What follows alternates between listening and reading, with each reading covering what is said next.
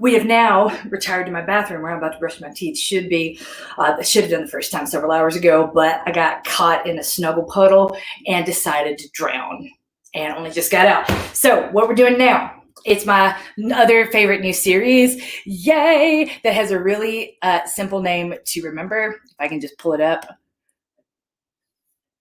And that's it. Whoops. That's it. So much easier when you have a mouse. That's it. Stabilize. And the reason we call it stabilize is because you can use a Bosu ball or a wobble pod. I don't really care. A Bosu ball is best if you have one, but this doesn't suck. It's just going to be much, much harder, to be perfectly honest with you. This is way harder. Bosu is easier, but this is easier to store. I sit on it. It's a sensory pad. My kids sit on, funny enough, the spiky side and wobble around when they need to get their jollies out, and they're driving me bananas. But so what I'm going to ask you to do is brush your teeth on it. Why? Because top for a minute, bottom for a minute. It's a good 2 minutes of stability work. But if you only do a minute, I will take it. We're going to do this every single time you brush your teeth. Hopefully that's twice a day. And we're going to have a new move next week. Okay. So where's my waist is a 1 minute thing. Stabilize is 2 minutes, but I'll take one.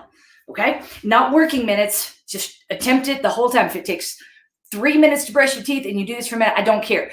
And I know this because a lot of people are like, I need perfect instructions to do it exactly right. I'm like, there is no exactly right or wrong. There are times I give you something so difficult that I say, give me 1 working minute, but it's going to take you 5 minutes to get a minute out of it because you're going to have to take a lot of breaks. This is not one of those moves, hopefully. Getting on the Bosu ball is a triumph in and of itself. So now what I'm going to do is move you around to put you on my squatty potty. Got some more up somehow. Have the babies made me a hippie. I'll take it. So, and the reason I'm doing that is so you can see my feet and what I'm doing and how I'm maneuvering it in such a small space. With that, we get the phone. We get here. You can see, as I turn around, realize it does you no good if you're looking from a different angle. Okay, first we get on here and we loosen up our ankles a little bit, left to right, front and back, stretching the calves. That feels good. Wiggle, wiggle, wiggle. Second, we think about our knees. Remember, you've heard me say this a lot. Locked, unlocked, locked, unlocked. You don't even have to see it at this point. You can visualize it. Locked, unlocked. We want unlocked knees because when our knees are unlocked and we've got a teeny tiny bit of squat in them, not squatting all the way down, but just bending, then our glutes are on. So make sure your glutes are on. Grab your electric toothbrush. Do not forget toothpaste. Yeehaw. And the move is a teeny tiny mogul. Don't worry about how far you go. It's not about how far. It's about wibble wobble, wibble wobble, wibble wobble, wibble wobble, and making sure that you're squatting just enough that your glutes are on. And so you have a better idea of how far I'm squatting. Squatty potty itself is going to go way out in the hall. I'm going to try to do this together. Sound good? All right. With that, feet not quite shoulder distance apart. Don't stress over that too much. They just need to be there. Pull, and they need to be toes facing straight ahead. Nothing turned out because that's going to hyperextend your knees, and we don't want that. We want knees going straight ahead, toes and knees aligned. Lift those big toes so you get a good plant because we don't want our ankles dumping inward.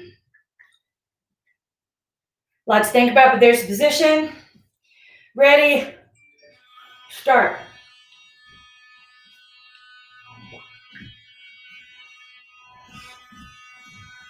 It's awkward, but you can be sure on it here.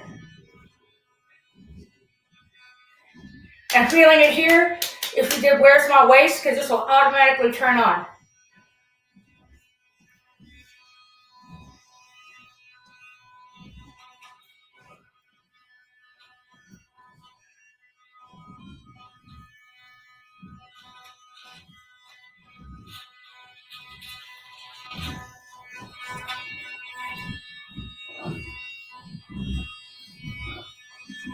You're going to feel it in your quads, but make sure you're feeling it in your booty too. Don't let your quads do all the work. That's cheating.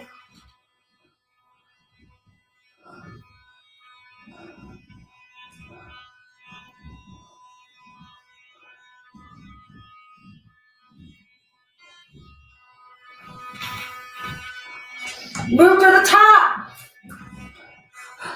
Just at the bottom.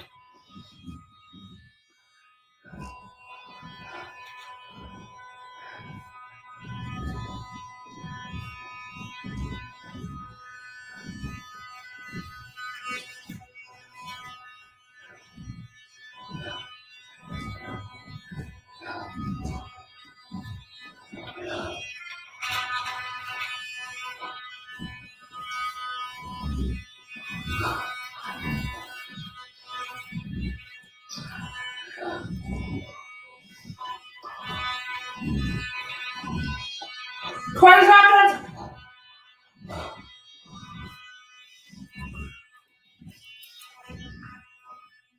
10 seconds.